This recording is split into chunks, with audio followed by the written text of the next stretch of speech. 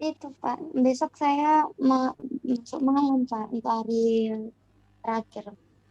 Oh, Boleh jadi nggak ya Pak? masalahnya besok malam kami belajar yang pagi ini. Seperti itu. Oh ya. Materi yang kita pelajari pagi ini baru dipelajari besok malam. Kalau kamu absen 1 hari sebenarnya bisa. Jadi masih diizinkan 1 hari absen. Tapi bukan berarti, wah kalau begitu semua besok nggak masuk gitu ya. 1 hari masih diizinkan, tentunya ada konsekuensinya. Tetap nilainya pasti nilai kehadiran kan tidak 100% lagi gitu. Atau kalau mau karena besok kerjanya malam, bagaimana dengan hari Senin? Karena materi hari Jumat itu dipelajari hari Senin malam. Jadi kalau memang minggu depan masuk kerjanya pagi, malamnya bisa ambil kuliah. Kalau mau belajar, kalau enggak mau belajar ya absen 1 hari seperti itu. Oh ya Saya Pak, sih nggak masih apa-apa Pak. izinkan, masih Ya izinkan. kalau apa, masuk hari Senin lagi Pak. Ya gitu. Artinya begitu ya, saya tetap izinkan nggak masuk 1 hari, tapi dengan konsekuensi ada pengurangan nilai kehadiran, kan seperti itu. Kalau 2 hari nggak boleh, karena kuliah 5 hari, 2 hari nggak hadir itu kan sama aja bohong kan begitu, sudah hampir setengah itu. Ya begitu saja ya, solusinya bisa nggak masuk 1 hari atau bisa diganti dengan, ya seharusnya sih besok malam, cuma besok malam yang kami pelajari itu yang kita akan pelajari pagi ini. Jadi kalau cuma mau dapat absensi boleh, tapi kalau mau dapat ilmunya ya Senin malam seperti itu. Ya. Baik Pak. Makasih Oke, ya Pak. kita berdoa dulu ya. Kita mulai kelas kita dengan berdoa. Seperti biasa kita satukan hati, kita berdoa. Kami kembali datang kepadamu mengucap syukur dan menyerahkan hidup kami. Kami akan melanjutkan perkuliahan kami ya Tuhan. Kiranya Engkau memberkati kami dengan kesehatan, dengan hikmat, kepintaran, bahkan juga dengan semangat untuk bisa mengikuti dan mempelajari setiap materi-materi yang kami pelajari hari ini. Berkati juga Tuhan untuk suasana di sekitar kami, bahkan jaringan dan juga peralatan-peralatan yang kami gunakan, semuanya kiranya mendukung kami untuk proses perkuliahan ini berjalan dengan lancar. Terpujilah namamu, kami sekali lagi menyerahkan semuanya, Engkaulah yang memberkati kami. Dalam nama Tuhan Yesus kami berdoa mengucap syukur. Haleluya. Amin. Ya, gimana? Sudah hafal konsonan? Tadi untung diingati Pak Cip gitu ya. Biasanya seharusnya ada lagu kebangsaan yang kita nyanyikan setiap apa. Tapi itulah. Jujur saya bilang nggak tahu kenapa, karena kebanyakan minum obat mungkin 6 bulan ini, jadi agak-agak sedikit tanda kutip ya, memori-memori pendeknya agak lupa gitu. Semoga lah nanti bisa kembali normal lagi. Ya kita nyanyi dulu. Sebentar saya sekalian share screen ya. Nanti juga ingatkan saya untuk menjelaskan tentang pertanyaan yang kemarin, bagaimana membedakan games dan games hatub. Memang sebenarnya itu nggak perlu terlalu dipusingkan, tapi nanti kita akan coba lihat secara sepintas. Oke, kita nyanyi ya. Sangat besar anugerah, tapi pakai lirik Alef Bet Gimel Dalet. Alef 1 2 3. Alef Bet Gimel Dalet. Lain cetet yod kaf lamet mem nun samek ayin peskade kofres sin sintau. Sekali lagi ya. Sekali lagi kita nyanyi. Alef Bet Gimel Dalet. Alef 1 2 3. Alef Bet Gimel dalet he. Wawdai ketet yoga lamet mem nun samek ayin pecade kopres sin sinta. Ya, perlu diamenkan juga walaupun lebet gimel dalet gitu ya. Oke. Sebentar kita pakai untuk menjelaskan tentang games dan games hatub. Sebenarnya begini, Bapak Ibu. Bicara games dan games hatub, kalau di bahasa Ibrani dasar, biasanya sih pada umumnya contoh-contoh yang digunakan itu games, ya, games. Kecuali dikasih tahu, biasanya dikasih tahu karena untuk games hatuf atau o itu jarang sebenarnya di dalam bahasa Ibrani, tapi ada. Nah, untuk bisa membedakannya memang ada banyak hal yang harus diketahui sehingga memang memerlukan tingkat ekspertis atau keahlian tertentu, termasuk bisa mengetahui konteks ayat. Nah, mengetahui konteks ayat itu kan sesuatu hal yang memang tidak terlalu diharapkan di bahasa Ibrani dasar seperti itu ya. Termasuk pengetahuan terhadap kata-kata dalam bahasa Ibrani. Nah, ini tentunya kaitannya dengan kosakata yang harus sebenarnya kita tahu. Namanya belajar bahasa memang seharusnya kosakata juga diketahui. Nah, untuk tahu kosakata bagaimana? Ya biasanya dari kamus bahasa Ibrani, bahasa Indonesia. Seperti itu. Atau kamus bahasa Ibrani, bahasa Inggris lah. Sehingga kita bisa tahu, oh ini ternyata games, oh ini ternyata games hatub, seperti itu. Kata ini games, kata ini games hatub. Jadi dari kamus sebenarnya kita tahu, ya. Termasuk dari ya pengetahuan konteks ayat seperti itu. Tapi oke lah. Ini informasi awal saja. Jadi sebenarnya begini, jangan terlalu khawatir dengan games atau games hatub. Sebenarnya semua contoh yang kita pakai selama ini itu games, kecuali diberitahu oleh dosen. Karena sebenarnya pada umumnya memang games, bukan games hatub. Seperti itu. Tapi oke lah, kita coba melihat dulu ya, seperti apa rupanya membedakan games dan games hatub. Ada beberapa hal yang perlu diperhatikan, seperti yang saya buat di situ. Yang pertama, games hatub muncul di suku kata tertutup tanpa aksen. Nah, ini yang paling penting yang harus kita lihat, yang kita pahami. Sebenarnya begini juga. Semua kata dalam bahasa Ibrani, Bapak Ibu, biasanya itu ada aksennya. Ditulis atau tidak ditulis. Aksen itu apa sih? Aksen itu tanda tekanan. Di mana ditekankan kata itu. Misalnya Adam, Dabar. Pokoknya semua kata dalam bahasa Ibrani itu biasanya ada aksennya. Ditulis ataupun tidak ditulis tandanya. Nah, tanda aksen kemarin saya ada singgung sedikit. Ada banyak tanda aksen.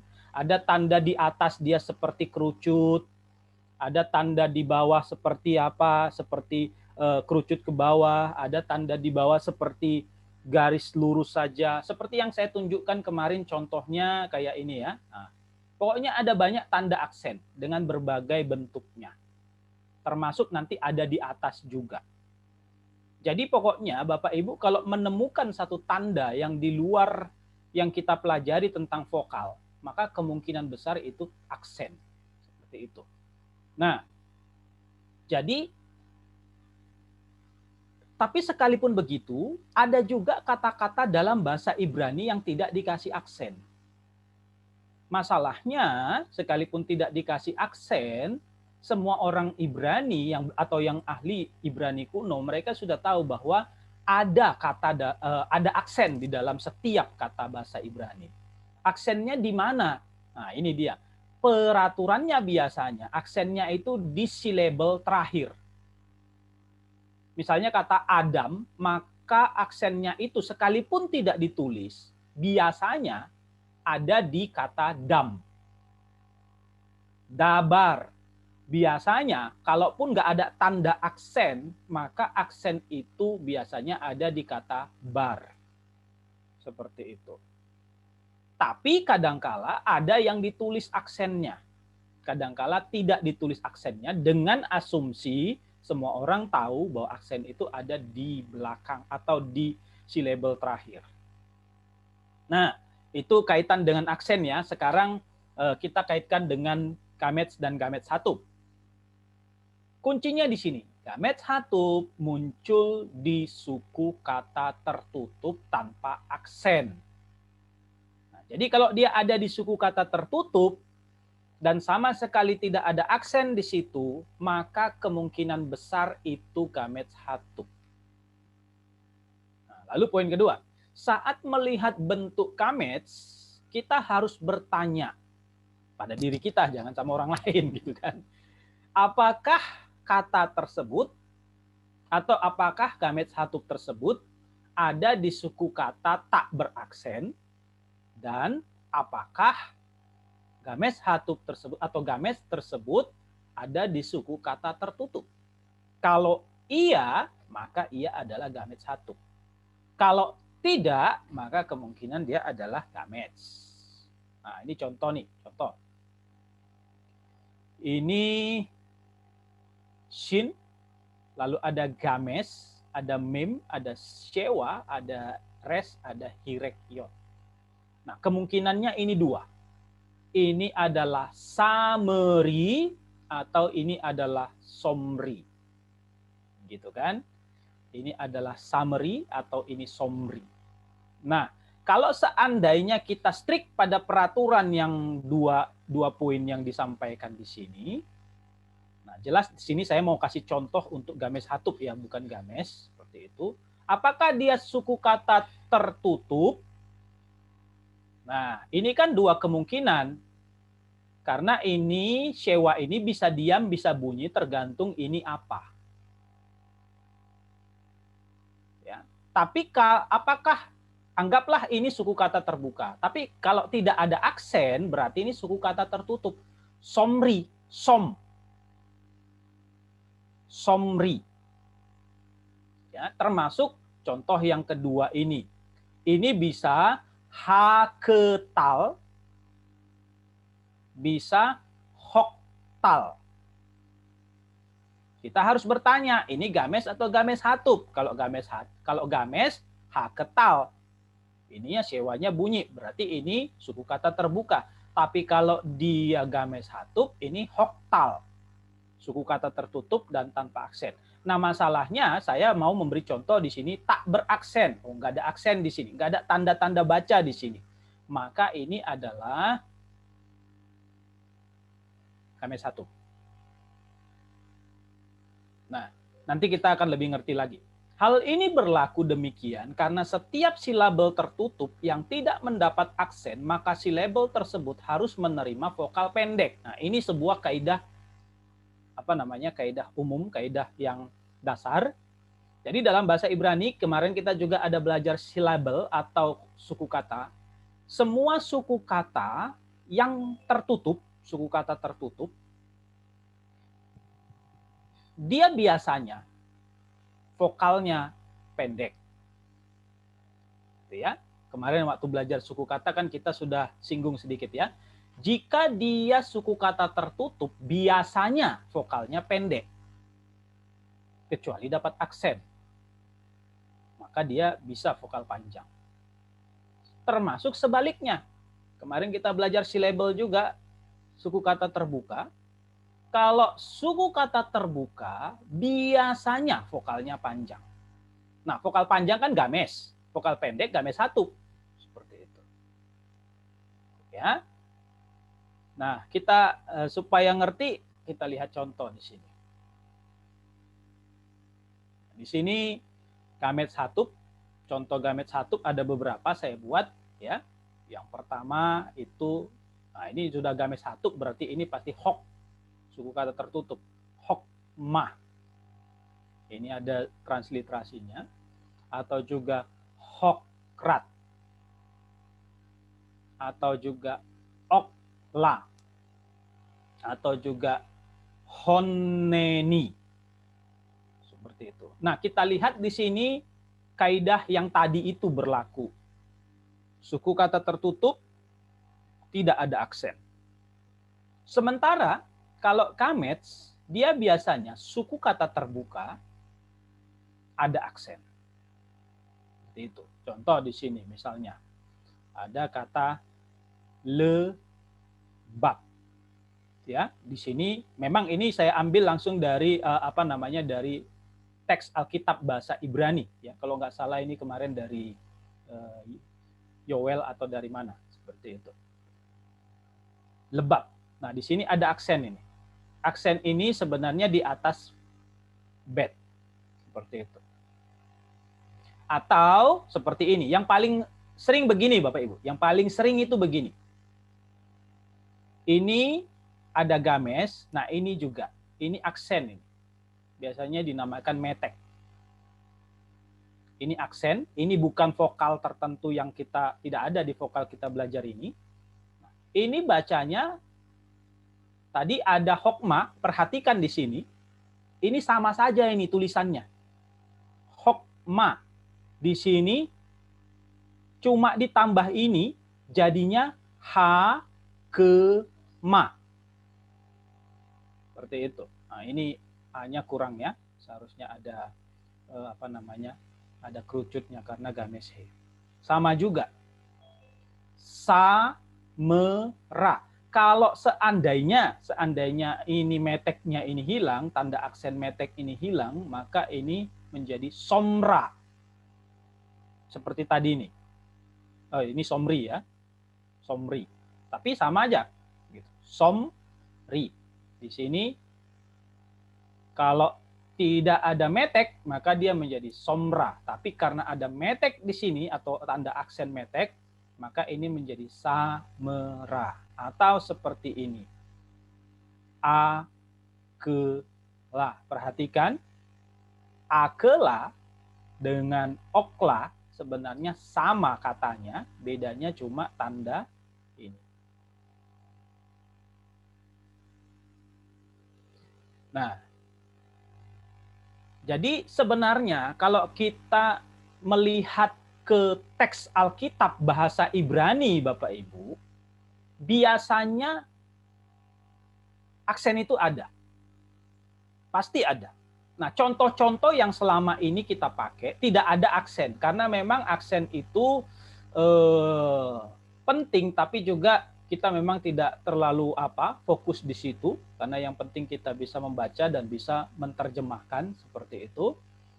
Dengan asumsi seperti yang saya katakan tadi, kalau tidak dikasih tahu sebenarnya itu games, gitu aja ya. Kalau dikasih tahu maka itu baru games satu. Artinya begini, kalau saya kasih tugas, saya bilang ini bukan games ya, nah, berarti kita sudah tahu itu games satu. Tapi kalau dosen bisa misalnya tidak bilang itu games atau games satu, biasanya itu games. Tapi oke lah. Kita sekarang sudah belajar itu. Nah, sekarang ingat, hanya di suku kata tertutup yang ada kemungkinan gamet satu. Hanya di suku kata tertutup, ya, yang ada o, gamet satu. Games, tapi sebenarnya o, berarti gamet satu. Jika suku katanya terbuka, maka sudah pasti gamet. Contoh nih, ada kata debarim. Nah, ini nggak ada metek gitu kan, atau nggak ada aksen lah kita bilang, mau dimanapun nggak ada aksen. Ini nggak ada aksen, apakah ini gamet atau gamet satu? Sebenarnya hanya di suku kata tertutup yang kita perlu tanyakan itu. Kalau suku kata terbuka sudah pasti dia gamet. Ya, contoh kemarin saya katakan bahwa untuk membagi kata-kata ini ke dalam suku kata paling bagus kan dari belakang seperti itu ya. Rim itu sudah pasti. Rim itu suku kata tertutup kan. Lalu ba. Ba itu apa? Suku kata terbuka. Ini sudah pasti ini. Atau bo. Apakah ini ba atau bo? Kan kira-kira gitulah ya. Nggak usah ditanya. Karena ini suku kata terbuka. Pasti ba, bukan bo. Seperti itu. Atau ya seperti ini juga. Nah, ini nggak ada aksen ini. Nggak ada aksen di sini. Tapi kita tahu ini pasti games. Kenapa games, Pak? Suku kata terbuka. Sabar. Bahasa Ibrani ada memang sabar ya. Kalau nggak salah itu apa artinya? Saya agak lupa. Jadi ada hamba Tuhan di Tanjung Pinang ya, namanya Pak Sabar. Dosen kita juga sudah membantu sebagai dosen institut. Jadi kalau suku kata terbuka, dia pasti games. Hanya di suku kata tertutup yang kita perlu bertanya. Ini games atau games satu? Seperti itu. Ini games kalau dia ada aksen. Ini kemungkinan games satu kalau dia tidak ada aksen. Tapi sekali lagi Bapak Ibu, yang paling perlu kita tahu adalah kosakatanya itu apa, seperti itu. Maka memang ada perlu penguasaan terhadap kosakata. Itu kaitannya dengan istilah-istilah Ibrani di kamus. Sederhananya begini, pengetahuan ini perlu kita tahu, tapi jangan khawatir. Di bahasa Ibrani dasar, Bapak Ibu tidak dituntut untuk terlalu bisa membedakannya, karena biasanya akan disampaikan, oh ini bukan games, nah, baru kita tahu bahwa itu games satu. Tapi kalau nggak disebut, maka tidak ada aksen, tetap saja transliterasikan dengan games. Itu ya, jadi tapi setidaknya informasi ini bisa membuat kita membedakan nanti. Oke, kita harus masuk ke materi kita yang seharusnya, karena... Mau tanya, Pak? Ya, gimana Pak? Itu yang kata akla, itu kan di belakangnya ada H. Ya. Kenapa nggak hanya dihilangkan, atau hakema itu di belakangnya juga ada H? Nah, kayak huruf itu gimana maksudnya, Pak? Nah, ini dia. Itu kan sudah kita pelajari di hari pertama, Pak. Kalau ada H begini, kan ini jadinya vokal panjang sejarah yang namanya games he, makanya transliterasinya begini. Ini salah tadi saya bilang ya, ini kurang kerucutnya. Sebenarnya ini juga sama. Sama seperti ini, sama seperti ini. Gitu. Jadi nggak ada H, pengucapannya tidak pakai H. Kalau mau pakai H, ini kemarin kan kita belajar, harus dikasih titik, namanya titik mapik. Baru dia menjadi hakemah, seperti itu. Tapi kalau seperti ini ya memang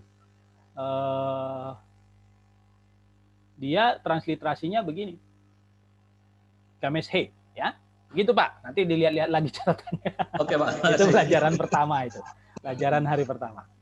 Oke ya, nggak apa-apa, lebih bagus bertanya daripada sesat di jalan kan. Daripada nggak bisa tidur gitu ya Pak ya, kenapa lah kok hanya nggak ditransliterasikan misalnya gitu. Memorinya hampir penuh. Memorinya hampir penuh. Berarti harus ada dua kemungkinan tuh Pak. Harus di-delete sebagian atau ditambah memorinya gitu kan. Artinya beli apa namanya? Apa tuh biasanya yang disebut external hard disk. Oke, kita masuk sekarang ke materi kita yang kita harus bahas hari ini, yaitu konjungsi, kata benda, dan kata sifat. Oke, kita langsung masuk saja ya. Kita lihat apa itu konjungsi dan apa itu kata benda dan kata sifat. Konjungsi itu sederhananya kata penghubung. Kata penghubung. Ya, dan di dalam bahasa Ibrani, konjungsi itu bentuknya ini. Huruf W ditambah shewa. Terjemahannya dalam bahasa Indonesianya biasanya dan. Ini yang paling disarankan oleh para ahli bahasa Ibrani ya. Kalau diterjemahkan ke bahasa Indonesia dan. Contoh di sini ada W, H, Isya. Dan wanita itu. Ingat, di sini ada artikel pastinya. Karena tidak pernah ada di kamus bahasa Ibrani Haisha. Yang ada itu Isya. Isya itu wanita atau perempuan. Is itu laki-laki, Isya itu perempuan. Nah, itu uniknya bahasa Ibrani. biasanya bentuk feminimnya itu tinggal ditambahkan akhiran a. Tapi nanti kita akan belajar itu. Ya. Wahaisya. Dari kata isya ada artikel dan ada konjungsi. Maka biasanya diterjemahkan, ingat kemarin artikel tertentu itu terjemahannya itu. Wahaisya dan wanita itu. Nah, konjungsi di dalam bahasa Ibrani sama peraturannya seperti kemarin kita belajar preposisi, sama juga seperti kita belajar artikel tertentu, yaitu digabung. Jadi tidak pernah ada satu kata dalam bahasa Ibrani atau satu huruf dalam bahasa Ibrani yang berdiri sendiri kecuali keterangan tempat, gitu ya. Tapi kalau misalnya preposisi, kata depan yang kemarin, atau juga artikel, dan termasuk sekarang konjungsi, dia harus bergabung dengan kata yang dia jumpai. Kalau dalam bahasa Indonesia, ketika kita menulis kata dan mereka, nah dan serta mereka itu kan dipisah, gitu ya, ada spasi. Tapi dalam bahasa Ibrani justru digabung, seperti itu. Dia tidak berdiri sendiri kata dannya itu, tapi digabung. Nah, ya karena digabung kita kembali lagi ketemu dengan peraturan seperti itu. Nggak sembarangan dan atau ketemu dengan sebuah kata, kita gabung. Pokoknya nggak perlu ada aturan, nggak seperti itu. Tetap ada kaidah yang berlaku yang harus diperhatikan. Sehingga nanti sekali lagi ketika kita membaca Alkitab bahasa Ibrani misalnya, kita bisa melihat, oh ini sebenarnya ada konjungsi nih, karena kata ini nggak ada di kamus. Yang di kamus cuma misalnya ini ya, kata wahaisya tidak ada di kamus. Yang ada cuma kata isya. Isya itu wanita atau perempuan. Berarti wahaisya ini apa? Akan gitu, kita harus menganalisa. Termasuk misalnya yang lain-lain, ya. Ketika ada kata biasanya itu konjungsi. Nah, cuma nggak selalu dalam bentuk dia bisa berubah-ubah nanti. Ya, kita lihatlah ya kaidahnya. Yang pertama, biasanya itu digunakan sebelum konsonan dengan vokal penuh. Itu yang pertama. Jadi maksudnya di sini dengan kata lain, jangan bingung ya Bapak Ibu. Dengan kata lain, dia bentuknya tetap, si tadi itu, si konjungsi itu, bentuknya nggak berubah kalau dia ketemu dengan sebuah kata yang konsonan pertamanya itu punya vokal penuh. Vokal penuh itu apa? Ya pokoknya dia bukan setengah vokal. Seperti itu. Ya, setengah vokal kan kemarin kita belajar sewa dan sewa gabungan. Nah, pokoknya dengan semua konsonan yang dia punya vokal penuh, maka si itu nggak berubah. Dia tetap kan bentuknya memang seperti ini awalnya. Ketemu dengan kata-kata yang misalnya ini nih, Adam. Adam itu kan artinya seorang gitu ya. Tentunya maskulin. Orang atau manusia bisa. Nah, ini kan vokal penuh ini. Nah, tadi kita baru belajar ini games atau apa Pak? Nah, ini sebenarnya games semua ini. Kok bisa gitu Pak? Tadi Bapak bilang kalau suku kata tertutup tanpa aksen bisa jadi dia games satu. Nah, tapi memang kata Adam itu sudah ditentukan dari sananya bunyinya bukan Adom atau Odom. Memang bunyinya Adam dari sananya. Makanya saya bilang yang paling penting untuk bisa membedakan games hatuk dan games itu adalah pengenalan akan kosakata, kamus. Seperti itu ya. Nah, Adam itu manusia. Ini vokal penuh, bukan games hatuk. Karena memang sudah dari awal itu disebut Adam gitu ya. Lalu kalau dia bergabung misalnya dengan nggak ada perubahan. Kita lihat di sini. Adam. Seperti itu. Jadi dan seorang. Tentunya di situ maskulin.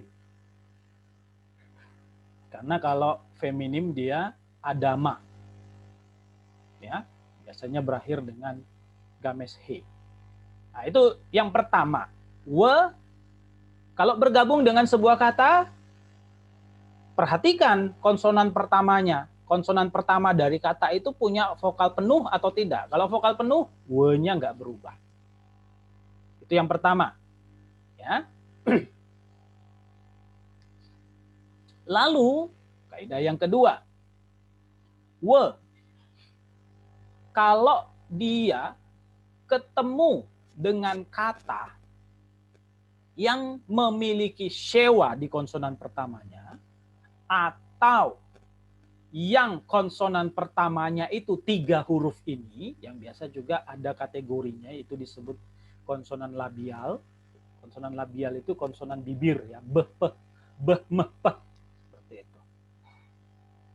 Jadi 3 huruf ini ya Bapak Ibu. Jadi kalau dia siwe tadi ketemu dengan satu kata yang setengah vokal, bukan vokal penuh seperti aturan nomor 1, tapi setengah vokal, yaitu sewa. Atau siwe ini ketemu dengan 3 huruf ini, konsonannya be, meh, peh, maka bentuknya yang berubah. Jadi tadi dia tetap di peraturan pertama. Tapi kalau di peraturan kedua ini, siwe-nya itu bertransformasi, mengalah dia, menyesuaikan diri. Kalau ketemu dengan yang bukan vokal penuh. Ya, atau kalau ketemu dengan vokal penuh, tapi konsonannya masuk ke 3 huruf ini. Nah, kita lihat dulu dengan vokal setengah, bukan vokal penuh. We, kita tahulah bentuknya ya, waw dan sewa, ketemu dengan kata Samuel. Nah, Samuel ini pakai sewa. Sewa itu kan bukan vokal penuh. Maka berlaku peraturan nomor 2. Maka we ketemu dengan Samuel menjadi bukan we Samuel, tapi u Samuel. Nah, dia bertransformasi menjadi surek.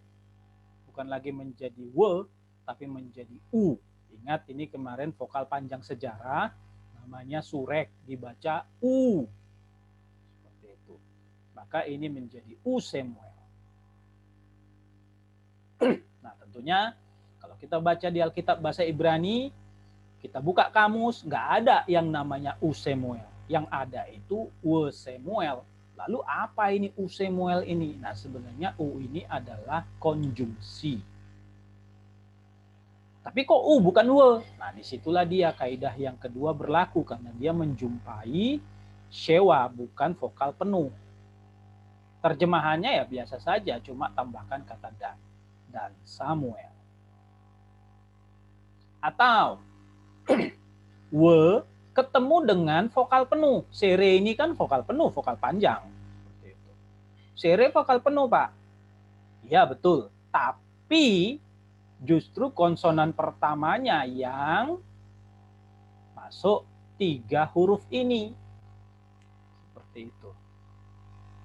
Ben di antara. Maka we ketemu dengan ben bukan menjadi we ben, tapi u ben. Karena peraturan berlaku yang peraturan kedua. Atau misalnya we ketemu dengan poh. Poh itu di sini. Ya. Maka bukan menjadi wepoh, tapi upoh. Nah, ini kemarin ada yang bertanya ya, hampir sama dengan soal nomor 6 kemarin, kalau nggak salah itu. Bagian 1 nomor 6. Nah, ini kan ben, pakai titik dages lini. Ketika dia sudah bergabung, dia tidak lagi di awal, tapi di tengah, maka seharusnya memang titik dages lininya tidak ada lagi. Kecuali nanti ada peraturan bahwa huruf pertamanya dikasih dages forte, maka kasih lagi, tapi beda fungsi. Seperti itu. Nah, itu yang kedua. Jadi hanya jika ketemu dengan sewa di vokal pertama atau 3 huruf ini di konsonan pertama, maka we yang seharusnya we jadi u. Itu. Nah, yang ketiga ini tambahan, kasus khusus lah, bisa dibilang begitu. Bila sebelum bentuk seperti ini. Ini yod dengan shewa. Kalau ketemunya begini, hanya ini ya Bapak Ibu. Jadi memang seharusnya kan shewa ini berlaku untuk peraturan kedua. Begitu kan? Tapi ini kasus khusus, tambahan. Bila si we tadi ketemu dengan bentuk y, ini kan bacanya y ya. Yod dengan shewa bacanya y. Bila we ketemu dengan y, shewa di bawah yod hilang. Dan bentuk konjungsi menjadi wi. Si wi-nya mengambil hirek. Seperti itu. Yang tadinya seharusnya dia we jadi wi. Sementara shewa di kata atau huruf pertama yang dijumpainya ini hilang shewanya. Maka dia nanti akan jadi begini. Hirek yod. Atau kita lihat dari awal ya. We ketemu dengan Yehuda. Ini bukan transliterasi ya Bapak Ibu, ini terjemahan. Kalau transliterasinya tentunya beda. Yehuda. Yehuda itu kan ya Yehuda ya. Jadi kalau we ketemu dengan bentuk seperti ini, yang kata pertama atau huruf pertamanya itu bentuknya yod dan shewa, maka dia akan jadi begini. Wihuda. Ini apa ini? Ini kan hirek yod jadinya. Nah, itu perubahan yang ketiga dengan kasus kalau si we ketemu dengan yod dan shewa menjadi wi. Seperti itu. Terjemahannya dan Yehuda. Nah, itu yang ketiga. Lalu ada beberapa ini tambahan ini Bapak Ibu. Kalau ketemu dengan shewa gabungan. Tadi kan shewa biasa, shewa sederhana, ya, shewa simple. Nah, sekarang ketemu dengan shewa gabungan. Maka sama seperti kemarin waktu kita belajar preposisi, misalnya shewa dalam konjungsi we tadi menjadi vokal pendek yang sama di dalam shewa gabungan. Nah, ini kalau ketemu shewa gabungan. Misalnya we ketemu dengan ani. Nah, ani itu dalam bahasa Ibrani artinya saya. Bahasa Arabnya itu ana, gitu ya. Atau ane, kan begitu kan? Nah, tapi aninya di sini tentunya bukan aninya Roma Irama, gitu ya. Ani, oh ani. Nah, ani itu pakai shewa gabungan, hatep patah. Maka we ketemu ani jadinya bukan we ani tapi wa ani. Vokal di we tadi berubah jadi patah. Kok jadi patah? Karena kata yang dijumpainya pakai hatep patah, maka dia pun berubah pakai patah. Wa ani. Seperti itu. Seandainya nanti ketemunya dengan kata edom, yaitu shewa gabungan hatep segol. Maka si we tadi yang tadinya pakai shewa jadi pakai segol. Seperti itu. Ya, ingat segol kan titik 3. Ini kan hatep segol, maka si we berubah identitas, bertransformasi menjadi juga pakai segol. Seandainya nanti Bapak Ibu ketemu dengan hatep games O, maka nanti si we-nya pun harus menjadi games, tapi bunyinya O bukan A, yaitu games hatup kan kalau hatep games ini. Intinya kalau dia ketemu dengan shewa gabungan, si we mengambil vokal pendek yang ada di shewa gabungan tersebut. Seperti itu. Jadi beda ya antara shewa dengan shewa gabungan. Kalau ketemu shewa dia menjadi U, kalau ketemu shewa gabungan Dia mengambil vokal pendek yang ada di sewa gabungan tersebut. Itu yang keempat. Yang kelima, ini juga kasus khusus. Bagaimana kalau dia ketemu dengan kata Elohim? Biasanya di dalam Alkitab kita bahasa aslinya, kalau ketemu dengan kata Elohim, dia nggak ikut seperti peraturan nomor 4 ini. Ini kan sama ya Bapak Ibu ya, sama-sama pakai hatep segol. Tapi untuk kata Elohim ada perbedaan di dalam Alkitab. Tentunya mungkin para penulis Alkitab yang diinspirasikan Allah itu tentunya ingin mengkhususkan pastinya ya nama Allah. Jadi we-nya pun nggak pakai we bentuk segol, tapi we-nya vokal panjang. We Elohim pakai siri.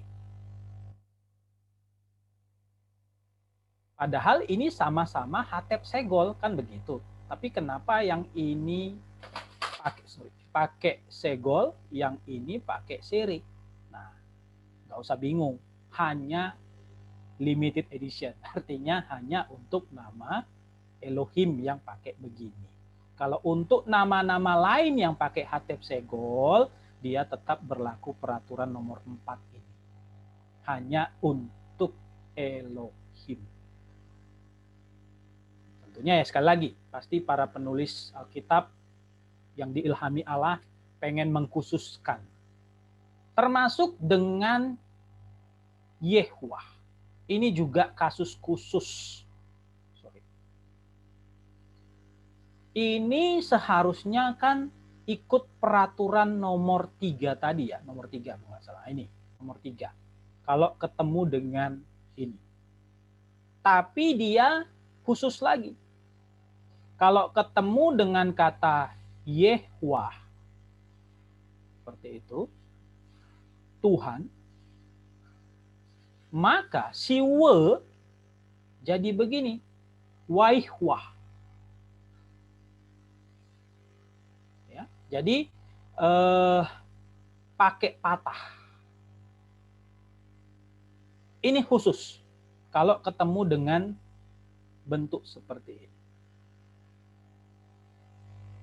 Nah, Bapak Ibu, saya kemarin ada cerita bahwa dalam bahasa Ibrani, nama Tuhan itu kan ditulis lebih banyak, itu tetragrammaton, YHWH, tanpa vokal. Tapi oleh kaum Masoret juga kadangkala ditambahkan vokal. Vokalnya itu biasanya begini. Ini yang lucu dan unik, maksudnya begini, bukan lucu dalam arti membuat kita harus ketawa ya. Seringkali kita, terutama kalau ada dengar aliran-aliran pengagung nama Yahweh atau Sacred Name Movement seperti itu, yang menggugat gereja dan Alkitab bahasa Indonesia harus mengganti nama Tuhan dengan Yahweh, mengganti nama Allah dengan Elohim, seperti itu ya. Jadi kalau nggak panggil Allah dengan Elohim berarti sebenarnya sesat karena Allah itu nama dewa bulan dan bla bla bla lah, mereka bilang gitu.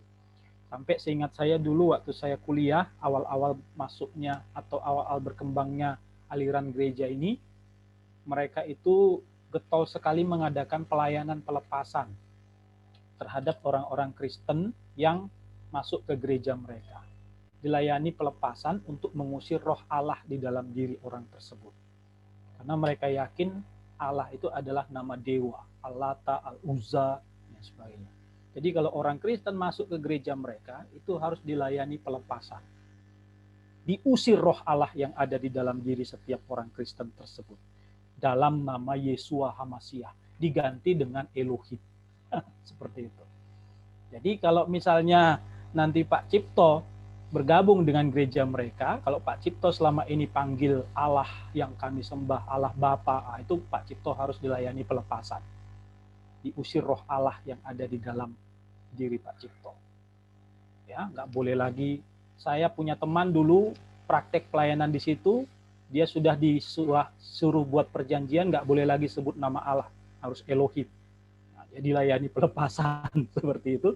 Lalu kemudian karena dia hamba Tuhan, dia sekolah teologi, dia disuruh ya sharing firman, kelepasan. Waktu khotbah pula gitu kan, nyebut nama Allah, langsung di stop. Disuruh nggak boleh seperti itu. Nah, mereka kan sebut nama Tuhan itu Yahweh. Padahal di dalam teks bahasa Ibrani ya, versi Masoret, kebanyakan itu justru Yehwah, bukan Yahweh. Tentunya kenapa Yehwah? Sebenarnya tidak ada yang tahu pelafalan nama Yahweh itu. Karena memang nama Yahweh itu kan YHWH. Seperti itu. Dibunyikan bagaimana? Kayaknya kemarin ada saya singgung ya. Justru lucunya orang Israel ketika ketemu dengan kata YHWH, mereka justru menyebutnya dengan Adonai. Adonai. Jadi bukan Yahweh. Mereka nggak pernah menyebut kata Yahweh. Mereka selalu menyebut kata Adonai. Tulisannya YHWH, tapi mereka sebutnya dengan Adonai. Nah, jadi lebih banyak mereka menyebutnya dengan Adonai daripada menyebutkan YHWH atau Yahweh atau apa. Cuma dalam beberapa tambahan vokal, kadangkala lebih seringnya Yehwah, bukan Yahweh. Dan juga yang paling sering itu adalah Yehwah. Yehwah atau Yehovah. Seperti itu. Nah, kenapa Yehovah atau Jehovah seperti itu ya? Karena memang diambil dari vokal Adonai tadi itu. Adonai, Jehovah. Seperti itu. Yehwah. Jadi justru jarang Yahweh. Yahweh itu muncul karena memang dalam bahasa Ibrani seringkali orang Israel memakai nama Yah, termasuk Haleluya. Seperti itu kan. Eliyah. Siapa lagi yang pakai Yah. Pokoknya ada banyak lah. Sehingga dari Yah tadi akhirnya ada juga YHWH diucapkan dengan Yahweh. Tapi sebenarnya YHWH paling banyak itu divokalkan dengan Yehwah. Seperti itu. Atau Yehovah. Nah, ini tambahan saja ya. Jadi ini kasus khusus Bapak Ibu. Kasus khusus bahwa kalau ketemu we dengan Yehwah, maka we-nya bertransformasi menjadi wa. Shewa di sini hilang, maka ini membacanya gimana Pak? Ini membacanya nggak usah bingung. Waihwah. Waihwah. Waihwah itu terjemahannya dan Tuhan. Misalnya, dan Tuhan berfirman. Itu nanti pakai kata waihwah. Nah, itu konjungsi ya, Bapak Ibu. Jadi konjungsi itu adalah kata penghubung. Biasanya diterjemahkan dengan kata dan. Saya kasih lihat lagi kemarin Kejadian 1 ayat 1 yang kita sudah lihat. Nah, mari kita lihat di sini. Ayat ini bisa menjadi perwakilan untuk banyak contoh. Lihat di sini ada kata we-et. Nah, inilah konjungsi itu. We-et. Tadi kita belajar kalau kata yang dia jumpai adalah vokal penuh ya Bapak Ibu, maka si we tadi tidak berubah. Kan gitu kan? Inilah dia. Bereshit bara Elohim et hasamayim we et haaretz. Pada mulanya Allah menciptakan langit itu dan bumi itu. Jadi ada kata we di sini. Itulah konjungsi. Jadi dia pasti digabung dengan kata yang dijumpainya. Kalau digabung, kaidah-kaidah tadi berlaku. Seperti itu ya. Oke, ada yang mau ditanyakan berkaitan dengan konjungsi karena kita harus melangkah lagi. Tadi waktu kita sudah terpakai untuk membahas games hatub ya, tapi nggak apa-apa karena itu memang perlu juga untuk dibahas.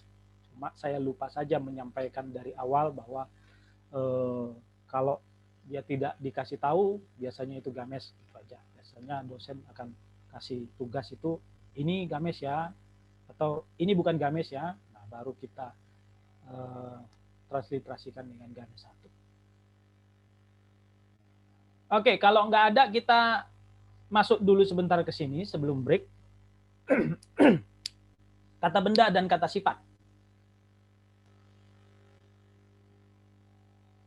Bicara kata benda, saya pikir kita semua tahu lah ya, sama seperti dalam bahasa Indonesia. Pokoknya hampir semua kata itu rata-rata kata benda. Memang ada kata benda, ada kata bekerja, ada kata sifat, ada kata keterangan, seperti itu. Nah, kata benda dalam bahasa Ibrani dengan bahasa Indonesia hampir sama. Guru itu kata benda. Bukan cuma benda-benda saja ya, meja, pulpen, ya itu kata benda. Tapi guru pun sebenarnya kata benda. Apalagi ya, burung, bunga, itu pun kata benda. Dikategorikan sebagai kata benda. Nah, bedanya bahasa Indonesia dengan bahasa Ibrani adalah di dalam bahasa Ibrani, kata benda itu sudah ditentukan gendernya. Jadi sudah pasti ketahuan gendernya, maskulin atau feminin.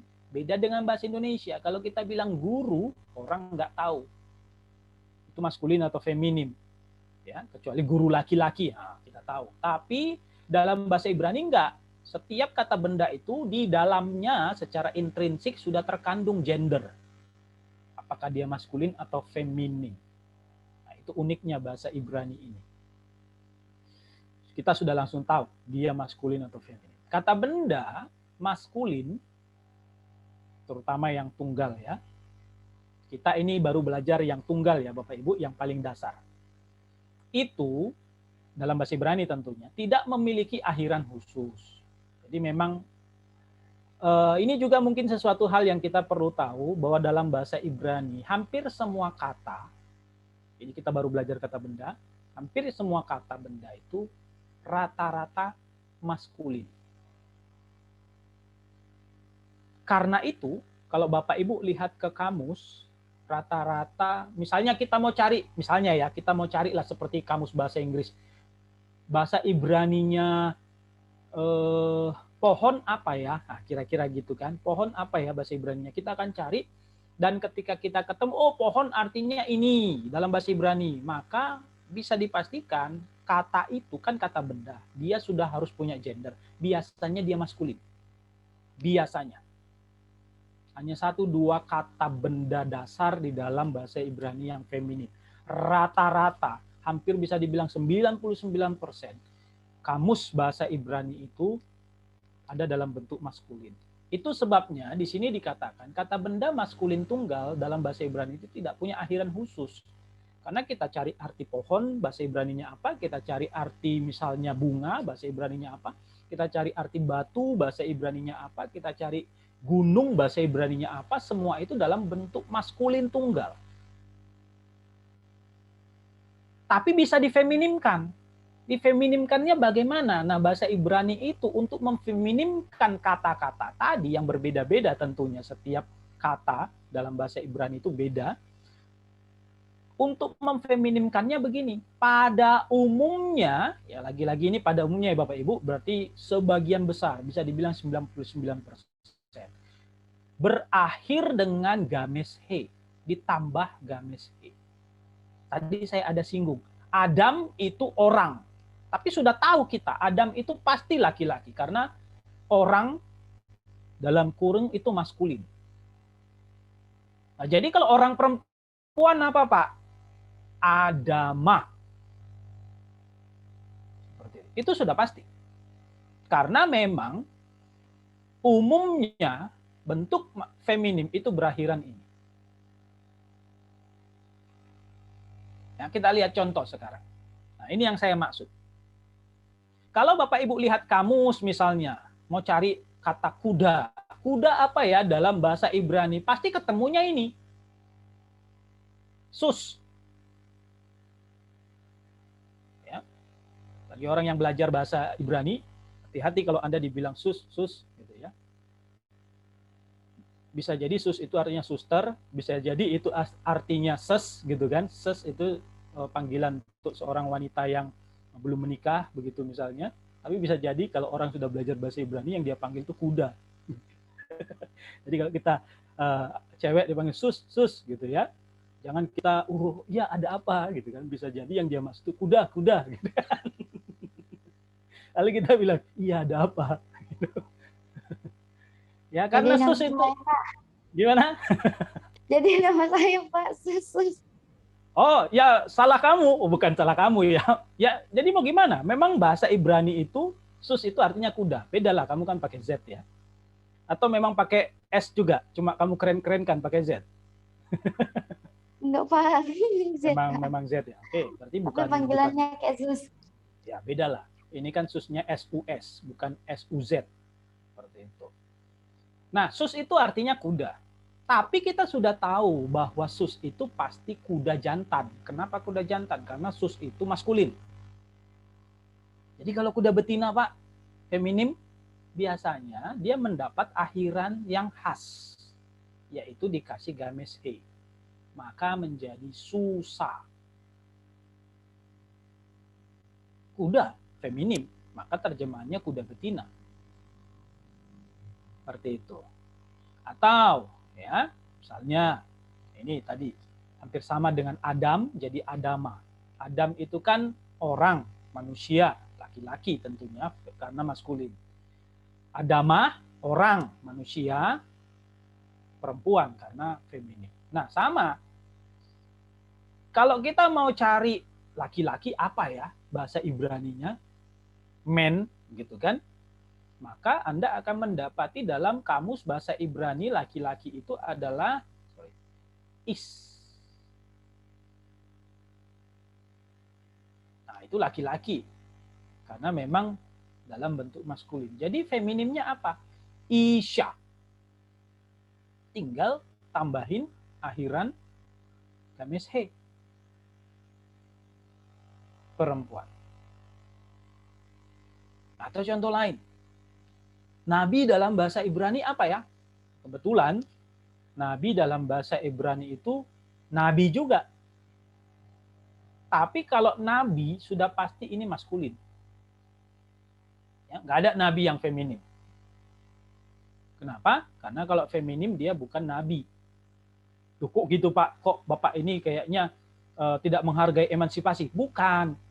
Kalau nabi itu pasti laki-laki dalam bahasa Ibrani. Karena kalau perempuan bukan nabi, tapi nebia. Seperti itu. Nah, jangan bingung dengan dari sini games, kok di sini jadi shewa. Nanti ada materi untuk itu. Yang poin saya di sini adalah akhiran A itu. Ya, jadi kalau bentuk maskulin tunggal, dia nggak punya akhiran khusus. Dia macam-macam, karena tergantung kata. Ya samalah seperti bahasa Indonesia yang nggak punya pola. Makan, pohon, bunga, batu, gunung, jalan, motor. Kan tidak ada aturan mainnya. Nah, untuk bentuk maskulin dari kata benda bahasa Ibrani itu nggak ada aturannya. Bisa apa saja tergantung kamus. Artinya kita memang harus merujuk ke kamus. Tapi untuk bentuk feminimnya biasanya sangat gampang dikenali. Ciri khasnya itu ada yaitu akhiran games he ini. Bunyinya A. Nah, ini juga yang tadi ditanya Pak Mulyantono ya. Jadi ini kan games he. Jadi sus jadi susah. Bukan susah, tapi susah. Is jadi isya, isya, ya, dan nabi jadi nebia, seperti itu. Itu sudah menunjukkan bentuk feminimnya. Hampir sama. Kita 5 menit lagi ya sebelum break, atau kita coba tuntaskan dulu kata sifat ini. Hampir sama. Jadi nggak terlalu nggak terlalu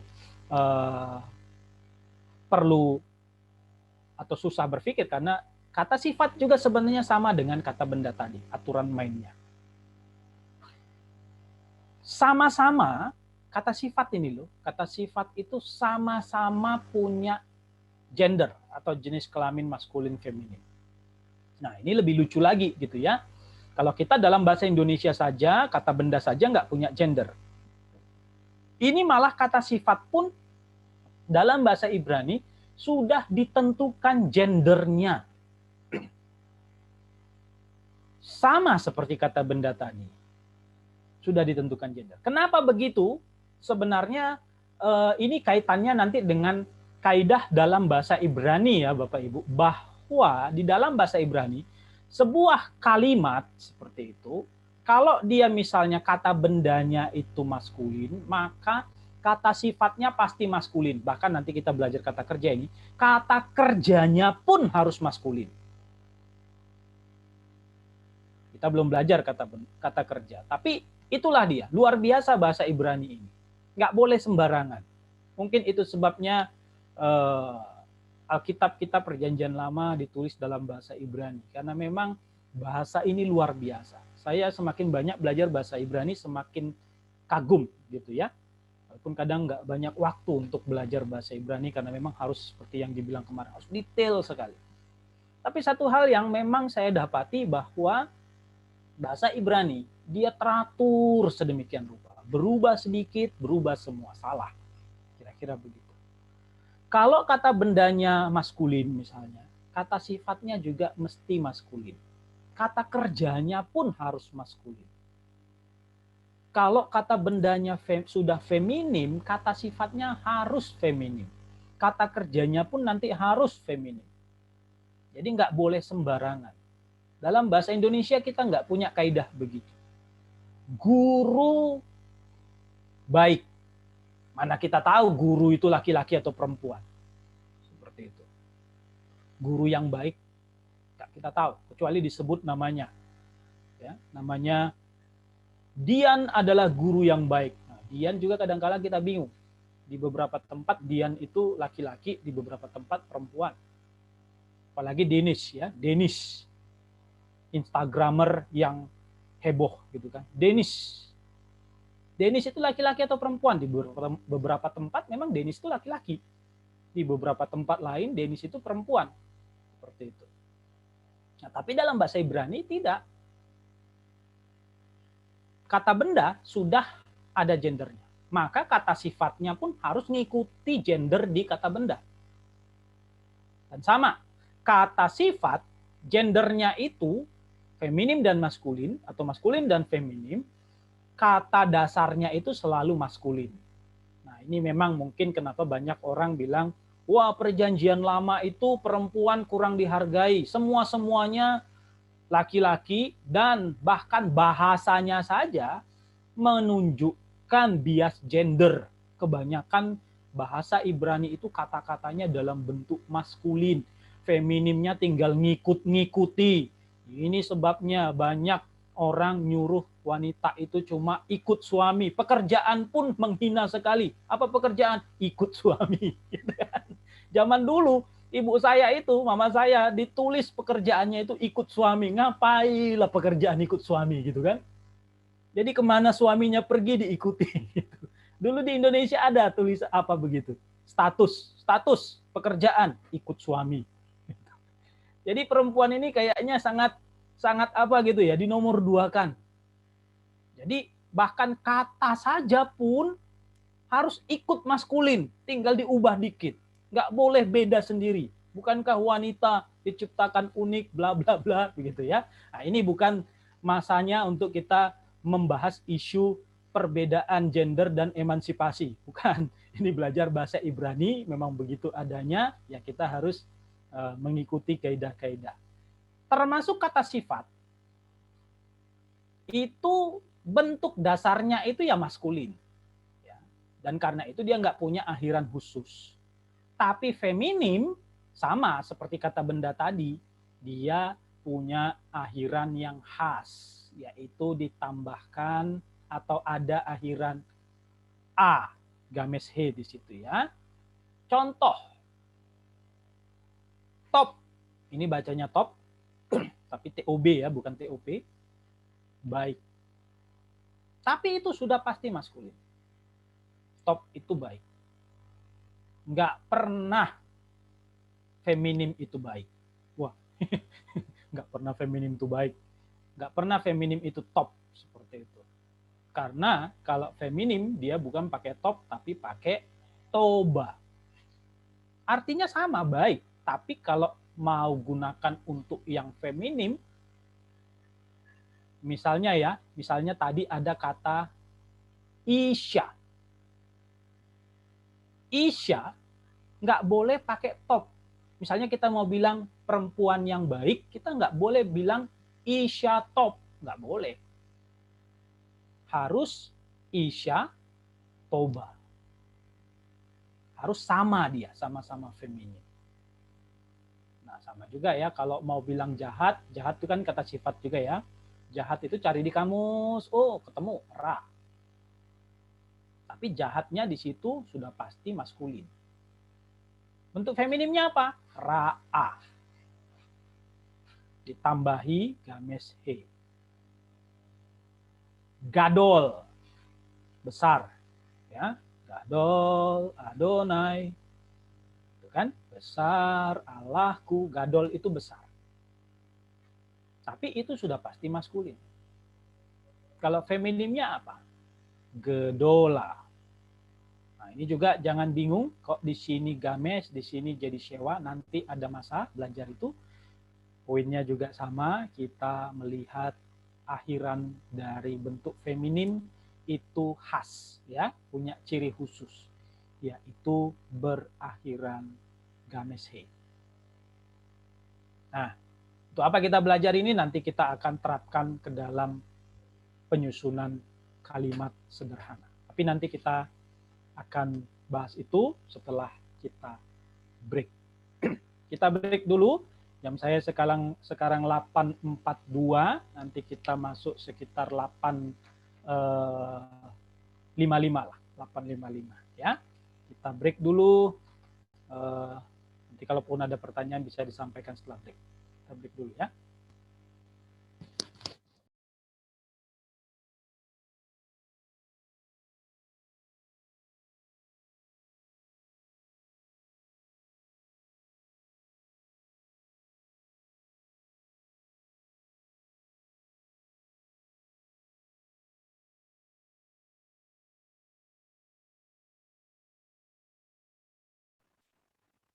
Joshua, udah bisa?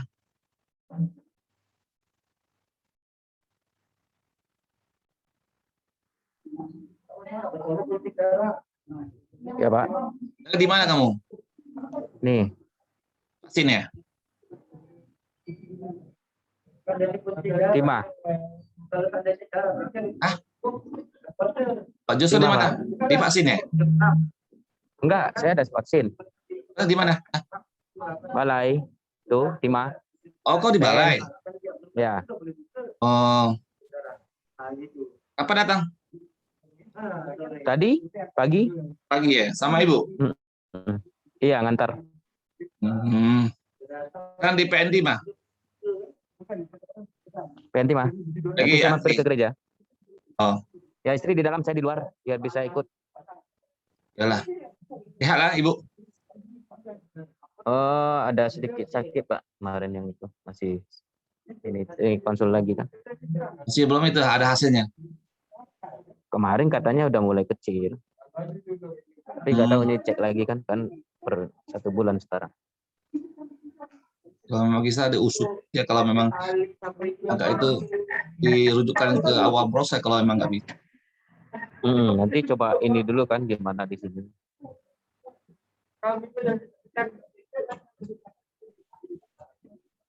Bapak masih di rumah ya? Di rumah. Kira saya mampir ke gereja. Bajunya belum ambil kan? Belum, sekalian ambil nanti. Aduh, aduh, aduh.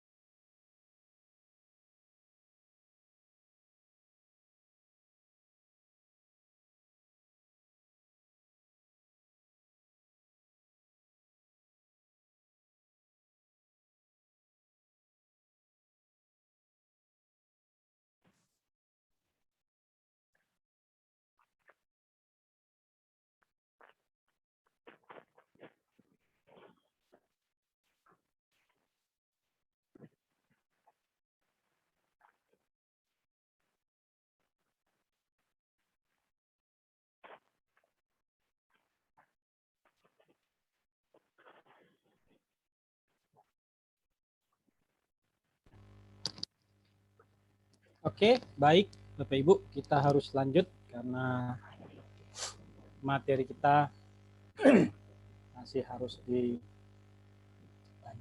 ya. Kita lanjut lagi ya.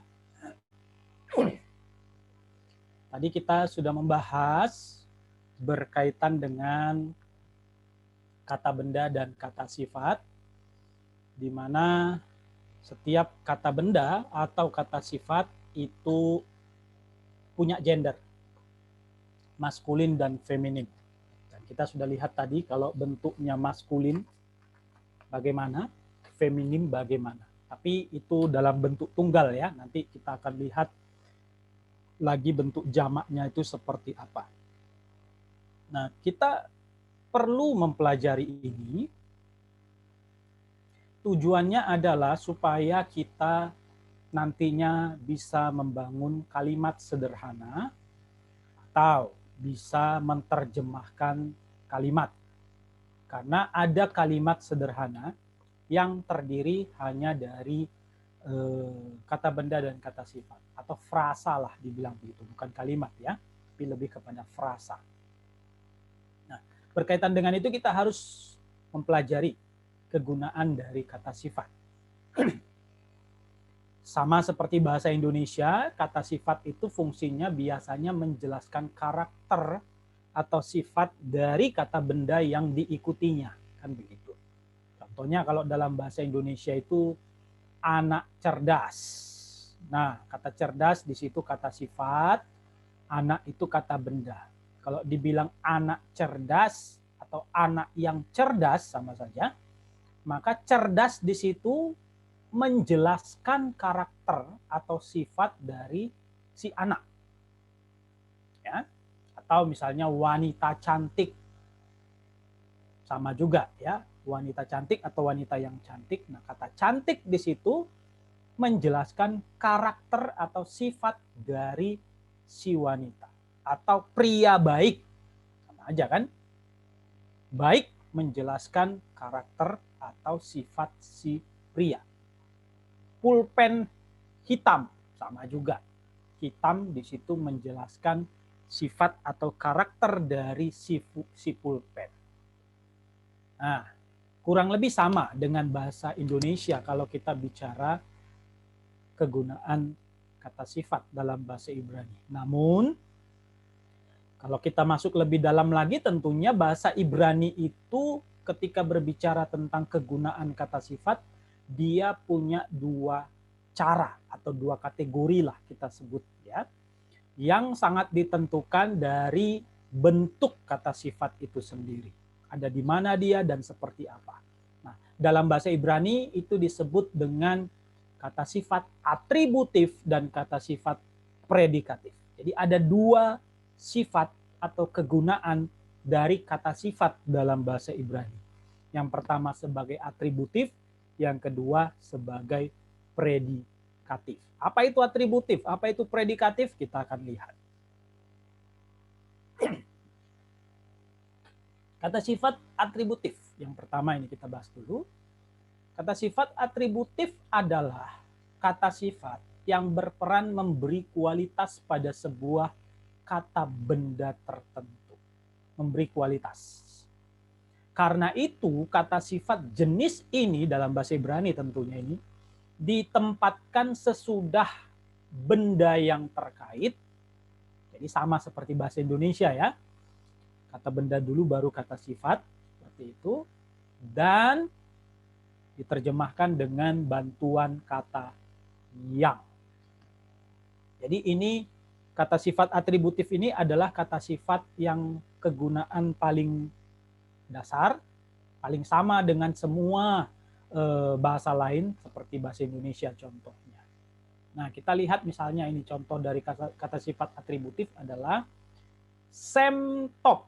Ingat membaca dari kanan ya, Sam top.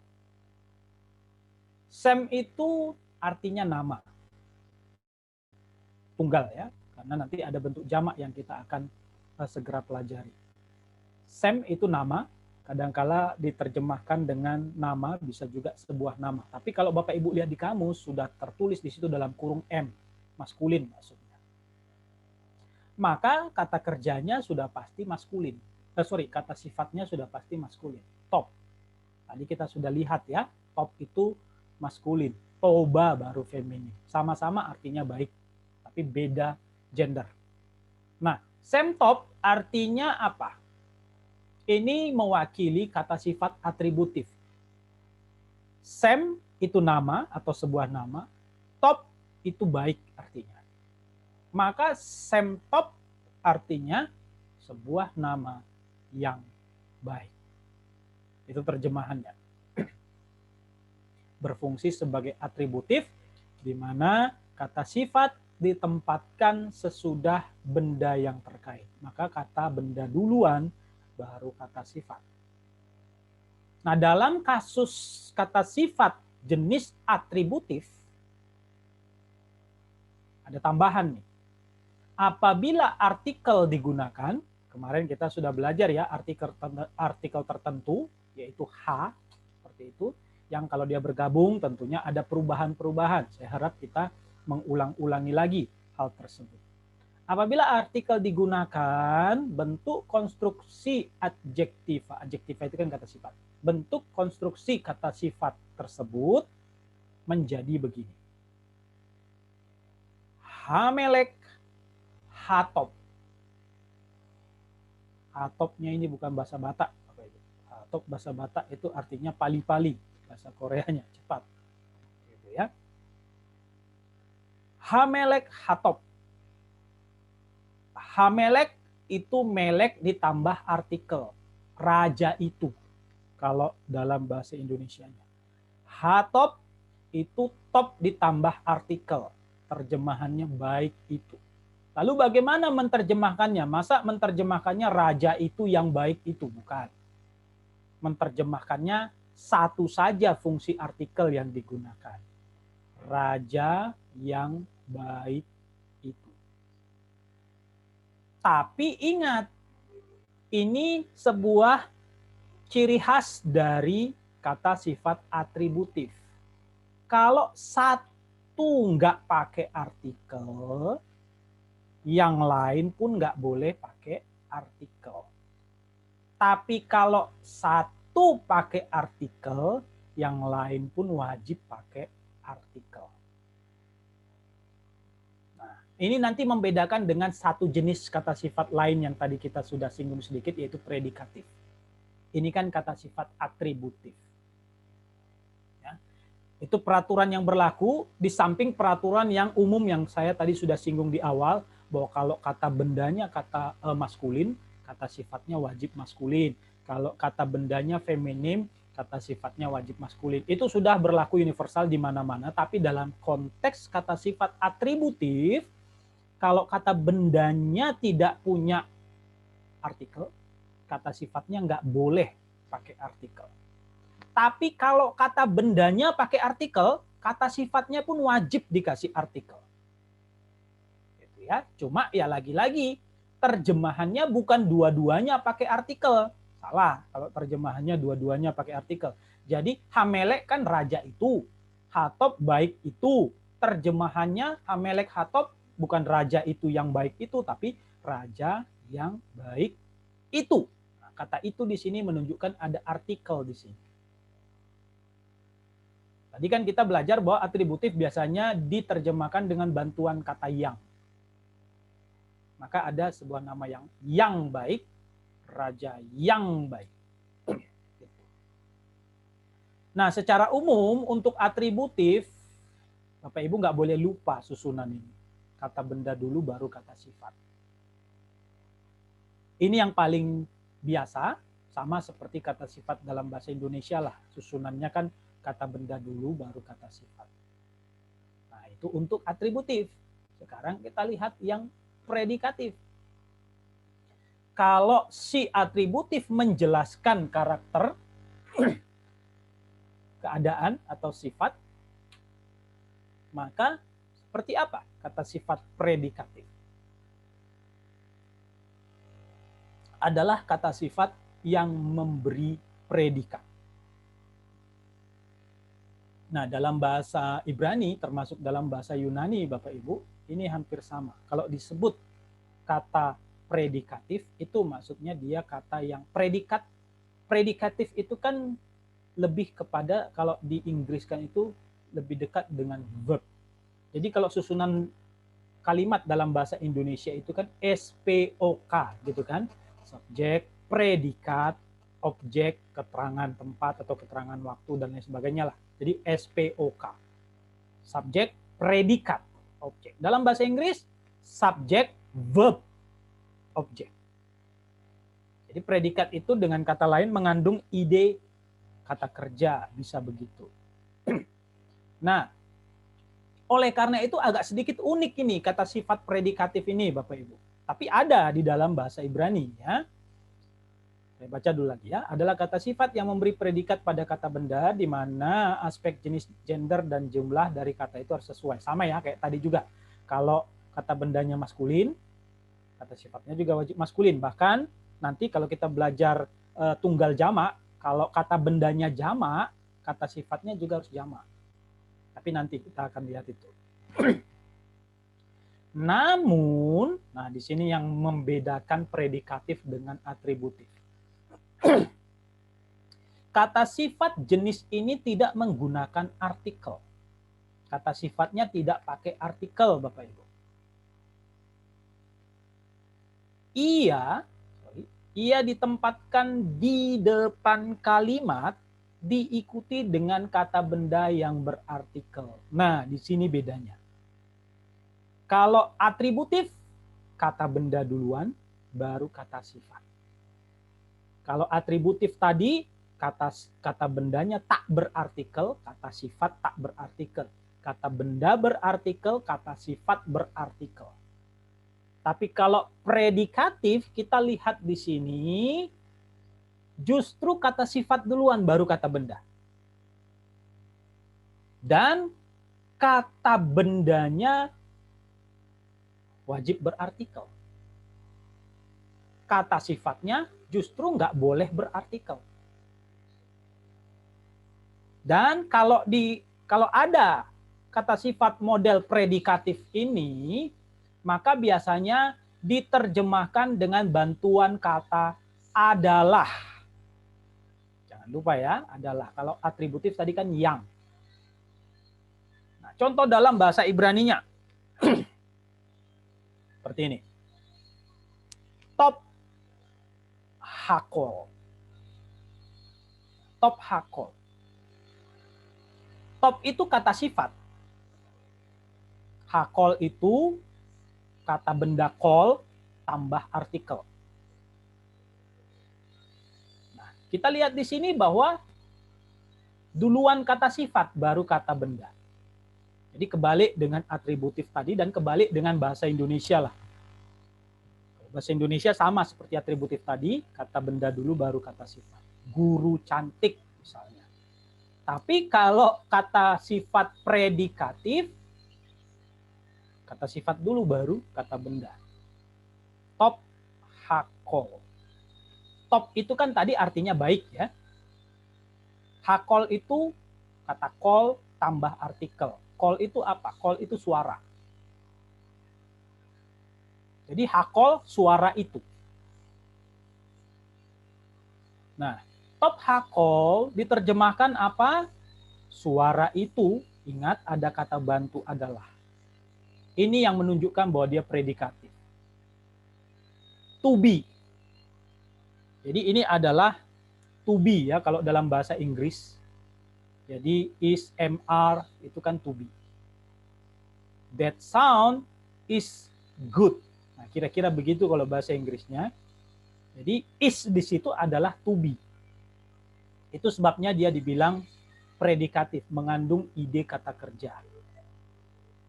Jadi top hakol, suara itu adalah baik. Atau misalnya gadol Hashem. Ingat membaca dari kanan ya, gadol Hashem. Gadol itu kata sifat, artinya besar. Sem itu kata benda, artinya nama. Hashem itu artinya nama itu, karena berarti dia mengandung artikel. Gadol Hashem, kalau diterjemahkan, nama itu adalah besar. The name is great. Seperti itu ya. Jangan lupa, berbeda dengan atributif, predikatif susunannya seperti ini. Kebalik ya. Kata sifat dulu, baru kata benda, dan kata bendanya wajib dikasih artikel. Atau kalau Bapak Ibu nanti ketemu di dalam bahasa Ibrani, ada kata sifat, diikuti kata benda, di mana kata bendanya berartikel, maka itu sudah pasti kata sifat predikatif. Tapi sebaliknya, kalau kata benda diikuti kata sifat, sejajar dia, ada artikel dua-duanya, maka itu atributif. Atau tanpa artikel dua-duanya, maka itu atributif. Terjemahkan dengan yang, bantuan kata yang. Tapi kalau predikatif, terjemahkan dengan bantuan kata adalah. Nah, ini berkaitan dengan kegunaan kata sifat. Dua saja ya Bapak Ibu. Jadi ada atributif, ada predikatif. Ada yang mau bertanya? Kita harus masuk ke sini supaya lengkap. Tadi kan kita hanya belajar yang tunggal-tunggal saja. Kalau tidak ada, kita lanjut dulu ya, karena ini masih berhubungan sebenarnya, walaupun sudah beda bab, gender dan bentuk jamak. Nah, gak usah bingung dengan tabel ini ya. Udah puyeng disuruh lihat tabel seperti ini lagi banyaknya, begitu kan? Tambah bingung lah ini Pak. Ya, memang agak sedikit bingung. Tapi sebenarnya nggak terlalu susah ini. Tadi kita belajar, baik kata benda maupun kata sifat, itu punya gender. Ya kan? Maskulin dan feminin. Bahkan dari situ kita belajar, maskulin itu nggak punya bentuk khusus, feminin itu punya akhiran khas. Tapi saya mau kasih tahu, itu dalam bentuk tunggal atau singular bahasa Inggrisnya. Sementara dalam konteks bicara kata-kata, baik kata benda, kata sifat, kata kerja juga nanti, itu ada yang namanya singular or plural. Tunggal atau jamak. Nah, yang kita pelajari tadi baru yang jenis tunggal saja, maskulin tunggal dan feminin tunggal. Kita belum melihat bentuk kata benda atau bentuk kata sifat dalam bentuk jamaknya. Nah, sekarang inilah kita lihat, kita bandingkan dan kita tambahi pelajaran yang tadi seperti itu. Karena tadi saya bilang kan, kalau kata bendanya maskulin, kata sifatnya mesti maskulin. Saya juga tadi sudah sampaikan, kalau kata bendanya maskulin tunggal, kata sifatnya juga mesti maskulin tunggal. Itu khasnya bahasa Ibrani. Nah, kita lihat sekarang. Bentuk-bentuk yang tadi itu, contoh ya, di sini kan ada arti, ini M tunggal maksudnya maskulin tunggal, M jamak maksudnya maskulin jamak, F itu maksudnya feminim. Jadi feminim tunggal, feminim jamak. Nah, ini kita bicara kata benda dulu. Tadi kita sudah pakai salah satu contoh yaitu sus. Kalau kita mau cari bahasa Ibraninya kuda, pasti ketemunya sus. Sus itu apa? Sus itu kuda, tapi dia maskulin. Tadi sudah saya bilang, tapi bukan cuma maskulin. Kita harus tahu bahwa dia adalah tunggal. Tunggal itu artinya satu. Nah, kalau lebih dari satu, itu pasti jamak namanya kan? Maka Bapak Ibu Saudara-saudara lihat di sini, sus menjadi susim. Itu kalau maskulin jamak. Kalau tunggal tadi kita feminim kita sudah lihat menjadi susah. Maka feminim jamaknya dia jadi apa? Jadi susot. Nah, jadi susot. Lalu kalau kita misalnya cari di kamus duri, duri apa ya bahasa Ibraninya? Kita akan ketemu ini. Kos.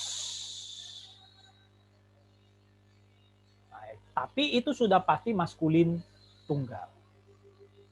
Lalu kalau maskulin jamaknya dia menjadi kosim. Nah, menariknya juga Bapak Ibu, ada beberapa kata dalam bahasa Ibrani yang nggak ada dalam bentuk salah satu gender. Misalnya, kata duri ini nggak ada dalam bentuk feminin. Kok bisa gitu? Nggak tahu juga. Pokoknya memang begitu. Dia tidak punya bentuk feminin. Jadi setiap kata duri pasti dia maskulin. Dan uniknya juga ada beberapa kata yang tidak punya bentuk maskulin. Contohnya tembok. Kota juga ya. Kota itu kemarin itu dalam bentuk sebenarnya itu feminin biasanya. Nah, tembok itu ada dalam bentuk feminim saja. Tapi Bapak Ibu lihat, sekalipun tidak ada bentuk maskulinnya, bentuk feminimnya sama saja dia punya akhiran yang khas. Koma. Maka bentuk feminim jamaknya komot. Lalu ada nabi, jamaknya maskulin jadi nebiim, feminim tunggalnya jadi nebia, feminim jamaknya jadi nebiot. Kata, maskulin tunggalnya dabar, maskulin jamaknya debarim. Ini juga tidak punya bentuk feminim. Tahanan, asyir, maskulin tunggal. Maskulin jamak, asyirim. Feminim tunggal, asyira. Feminim jamak, asyirot. Bintang, kokab. Maskulin jamaknya, kokabim. Nah, apa yang kita bisa belajar dari tabel ini? Kita lihat ya. Kelompok 1, ini maksudnya, Bapak Ibu, saya harap memperhatikan lagi yang di foto atau di screenshot. Ini kelompok 1, 3 kata ini. Kelompok 1 adalah macam kata benda paling dasar, hanya satu suku kata. Dengan vokal panjang di antara dua konsonan. Ya, kata paling dasar. Satu suku kata saja. Sus, kos. Di mana vokalnya di situ adalah vokal panjang. Nah, apa dikatakan di situ? Dalam golongan ini, vokal tidak berubah pada waktu suku kata ditambah. Nah, itu ada aturan main Bapak Ibu. Penambahan akhiran-akhiran ini ada aturan mainnya. Dari kata sus akhirnya jadi susim, susa, susot. Dari kata nabi menjadi nebiim, nebia, nebiot. Itu ada aturan mainnya. Itu yang kita akan lihat sekarang. 1. Kalau dia satu suku kata dengan vokal panjang, ketika ditambah akhiran, nggak ada perubahan. Perhatikan. Tetap sama ya. Sus, sus, sus, sus. Tidak berubah. Kos, kos. Ini berubah karena memang ini sade bentuk akhir. Tapi kalau dia di tengah kan dia nggak seperti ini bentuknya, tapi seperti ini. Tapi sebenarnya ini tidak berubah. Tetap kof, holem waw, dan shade. Nah, itu untuk kelompok pertama. Kelompok pertama di situ, karena dia satu suku kata dengan vokal panjang, ketika akhiran ditambah, tidak ada perubahan pada kata tersebut. Lalu perhatikan kelompok kedua. Kelompok kedua itu ini. Kata nabi dan kata. Kelompok 2 adalah macam kata benda dengan 2 suku kata. Nabi, dabar. 2 suku kata. Yang suku kata pertama memiliki games. Nah ini games ya, bukan games hatub. Karena pada umumnya memang games. Pada waktu suku kata baru ditambah pada akhir kata, vokal dalam suku kata pertama hilang diganti shewa. Nah inilah sebabnya tadi dari kata nabi yang ini atau gadol jadi gedolah. Atau dari kata nabi menjadi nebia. Kenapa? Karena kita lihat di sini kaidahnya. Kalau dia 2 suku kata, ketika ditambah akhiran, maka games ini berubah menjadi shewa. Maka dari nabi menjadi, bukan menjadi nabiim, tapi nebiim. Dari dabar menjadi debarim. Nebia, nebiot. Seperti itu. Nah, jadi untuk kelompok kedua, kalau 2 suku kata, awalnya games, maka ketika ditambah akhiran, si games berubah jadi shewa. Itu yang dikatakan di sini. Kelompok 3. Kelompok 3 adalah macam kata benda jenis sama dengan kelompok 2. Terdiri dari 2 suku kata. Tapi diawali dengan huruf guttural. Jadi apabila suku kata ditambah di akhir kata, games dalam suku kata pertama jadi shewa gabungan. Nah, kita lihat ya. Ini sama-sama seperti kelompok 2. Bedanya di sini pakai huruf guttural. Artinya sama-sama 2 suku kata. Nabi, dabar, asyir, sama-sama 2 suku kata. Tapi bedanya ini pakai huruf guttural. Maka kalau dia pakai huruf guttural, yang di sininya games, di sininya menjadi hatek patah. Asyir, jadi asyirim karena ditambahi akhiran, dia di sini berubah. Asyira karena ditambahi akhiran, di sini berubah. Asyirot karena di sini ditambahin akhiran, di sininya jadi berubah. Itu kelompok 3. Dan yang terakhir, kelompok 4 adalah kata benda dengan 2 suku kata, di mana suku kata pertama vokalnya vokal panjang atau vokal penuh. Apabila suku kata ditambah di akhir kata macam ini, vokal dalam suku kata pertama tidak berubah. Nah, kelompok 4 sama juga 2 suku kata. Kokap, 2 suku kata. Tapi yang membedakan kelompok 4 dengan kelompok 3 dan kelompok 2 adalah di suku kata pertama, vokalnya itu vokal panjang, panjang sejarah malah, penuh sekali.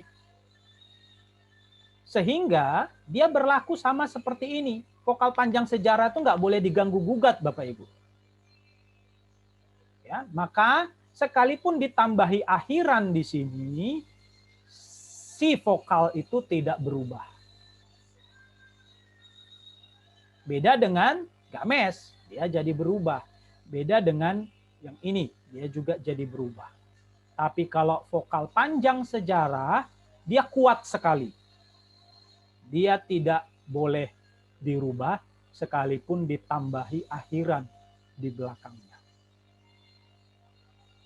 Nah, itu kaitannya dengan kata benda. Kata sifat juga nanti sama. Tapi besoklah kita lihat itu. Saya mau tambahkan begini. Bapak Ibu bisa lihat nggak polanya? Polanya sangat jelas. Untuk maskulin tunggal memang tidak ada bentuk khusus. Ya kan?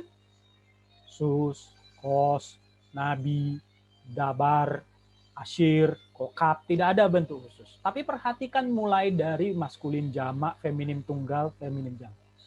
Maskulin jamak, kita lihat selalu berakhiran dengan im. Susim, Kosim, Nebiim, Debarim, Ashirim, Kokabim, semua berakhiran im. Dan memang begitu adanya. Bapak Ibu ingat saja, kalau dia berakhiran im, itu pasti maskulin jamak. Maka kata serafim, pernah dengar ya? Kerubim, nabiim, nebiim, lalu kemudian apa lagi? Nepilim. Itu artinya semua maskulin jamak. Kerubim itu kan maksudnya kerub-kerub ya, malaikat-malaikat yang ada dalam kelompok kerub, kerubim. Seperti itu. Termasuk kata Elohim. Ini kan menarik, kalau belajar teologi sistematika, bicara tentang Allah Tritunggal, teologi sistematika 1, apakah Perjanjian Lama mengajarkan Allah Tritunggal? Tidak. Kalau Perjanjian Lama mengajarkan Tritunggal secara gamblang, orang Yahudi pasti menerima ketuhanan Yesus. Yang menerima ketuhanan Yesus itu hanya umat Perjanjian Baru, orang Kristen. Karena mengajarkan secara gamblang di Perjanjian Baru Allah itu Tritunggal. Perjanjian Lama tidak mengajarkan Allah Tritunggal secara gamblang, tapi bukan berarti Perjanjian Lama menentang Tritunggal. Sekalipun ada ayat di dalam Perjanjian Lama yang berkata, Shema Israel, dengarlah hai Israel. Elohim Elohenu, Tuhan itu Allah kita. Elohim Echad, Tuhan itu Esa. Esa di situ bukan tunggal. Esa itu di situ menunjukkan Echad. Ya. Echad itu menunjukkan tidak ada yang sama seperti dia. Cuma dia satu-satunya Allah. Nah, tapi sekalipun dikatakan Echad, Allah itu Echad yang menjadi pengakuan iman orang Yahudi, kita juga melihat ribuan kali ya, Allah disebut dengan kata Elohim dalam bahasa Ibrani. Apa itu Elohim? Terjemahannya Allah, tapi kaidah bahasa Ibrani jelas. Semua yang berakhiran im itu berakhiran jamak. Maskulin jamak. Orang Yahudi sendiri sebenarnya tidak bisa menjelaskan dengan memuaskan kenapa Allah yang mereka akui Esa itu, tapi lebih banyak diekspresikan sebagai Elohim. Oh, ada banyak teori yang coba dikemukakan. Oh, karena begini. Oh, itu menunjukkan keagungan. Oh, itu menunjukkan kesatuan. Oh, itu menunjukkan tidak ada yang dan macam-macam teori tentang kenapa Allah yang Echad, Esa itu, tapi Elohim. Jamak. Kenapa Allah yang Echad, tunggal itu atau Esa itu bilang waktu mau ciptain manusia, baiklah kita. Bukan baiklah saya. Apakah itu ngajarin Tritunggal? Tidak. Tapi itu memberi clue. Seperti itu ya.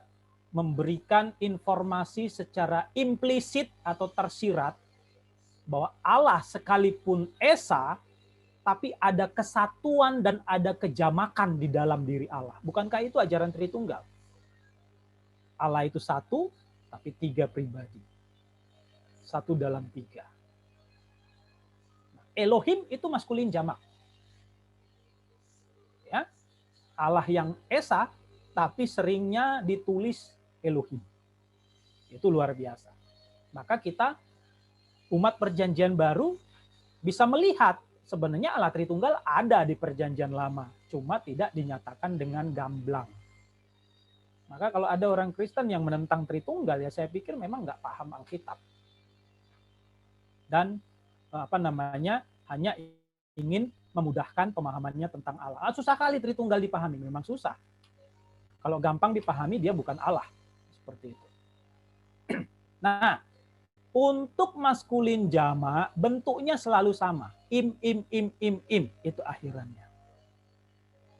Jangan lupa itu. Lalu untuk bentuk feminim tunggal, dia juga punya akhiran khas. Tadi sudah kita singgung juga, ya, yaitu akhiran a. Susa, koma, nebia, asyira, semua berakhiran a. Dan untuk feminim jamak juga punya akhiran yang khas, yaitu ot. Susot, komot, nebiot, asyirot. Dan kalau ada kata-kata yang berakhiran ot lainnya, segeralah curiga. Kemungkinan sangat besar itu adalah feminim jamak. Kecuali Anda lihat kamus, oh ternyata enggak, ya berarti memang bukan. Tapi rata-rata pada umumnya sesuai dengan akhiran-akhiran ini. Ya, nanti termasuk di kata sifat juga sama. Kita lihat ya, sedikit-sedikit. Top jadi tobim, sama juga kan? Im, toba, tobot. Gadol jadi gedolim, gedola, gedolot. Yasar jadi yesarim, yesara, yesorot. Asyir, asyirim, asyira, asyirot. Kakam, kakamim, kakama, kakamot. Jadi sama. Mau kata benda, kata sifat, itu akhirannya selalu sama. Tapi kita akan lihat besok perubahan-perubahan, dan besok terakhir kita akan masuk ke kata kerja. Oke, karena waktunya sudah selesai. Ada yang mau ditanyakan berkaitan dengan kata benda dan kata sifat ini? Ya, intinya paling perlu Bapak Ibu ingat akhiran-akhiran ini, dan yang paling perlu Bapak Ibu ingat adalah apa itu kata sifat atributif dan apa itu kata sifat predikatif. Dan bagaimana bentuknya, bagaimana menerjemahkannya. Oke, kalau tidak ada, kita sampai di sini. Sudah absen ya semua ya, jangan lupa diisi link untuk absensi. Boleh buka kamera lagi, Yohana, Oki, Rasbina, adakah kalian masih di situ? Ada ya? Oki, 1 menit. Ada. Oke, langsung dibuka. Puji Tuhan. Jadi maksudnya kalau berakhir ya kita saling tatap-tatapan gitu kan, siapa tahu ada yang mau ngambil foto sebagai bukti. Seperti Pak Cipto, dia rajin ngambil foto. Sebenarnya bisa juga di screenshot ya, di screenshot dari kalau pakai laptop juga bisa. Oke, kita akan akhiri. Agustinus Halawa, boleh pimpin kita doa? Agustinus dari mana? Dari Tanjung Balai juga? Atau dari Malaysia? Wah, macet pula ya. Halo Pak, dari Selat Panjang Pak. Oh, Selatan. Berarti masih sama ya, subrayam apa? TBK. Oke. Iya Pak. Boleh pimpin doa untuk menutup kelas kita? Baik Pak, baik. Mari kita bersatu dalam doa. Tuhan Yesus, terima kasih buat pagi hari ini, buat perkuliahan yang sudah kami laksanakan. Terima kasih buat setiap materi yang sudah disampaikan hamba-Mu. Engkau berkati, biarlah ini menjadi yang baru bagi kami. Mahasiswa. Terima kasih Tuhan, berkati hamba-Mu, Pak dosen yang sudah mengajar Tuhan, kesehatan, bahkan berkat-berkat jasmani, rohani, terus Engkau limpahkan bagi hamba-Mu. Terima kasih Tuhan, berkati setiap kami mahasiswa, biarlah Engkau pakai setiap kami lebih dahsyat lagi. Berkati kegiatan kami setelah ini, dalam nama Yesus kami berdoa dan mengucap syukur. Haleluya. Amin. Masih ada tugas satu lagi ya Bapak Ibu ya, besok baru nggak ada lagi tugas, jadi nanti 15 menit kemudian silakan dicek di Google Classroom-nya. Oke, kita sampai di sini. Tuhan Yesus memberkati. Selamat melanjutkan aktivitas. Terima kasih Pak. Terima kasih Pak. Ya, Terima kasih Pak dosen. Terima kasih. Jelas ya Pak. ya saya end meeting ya. Oke Pak.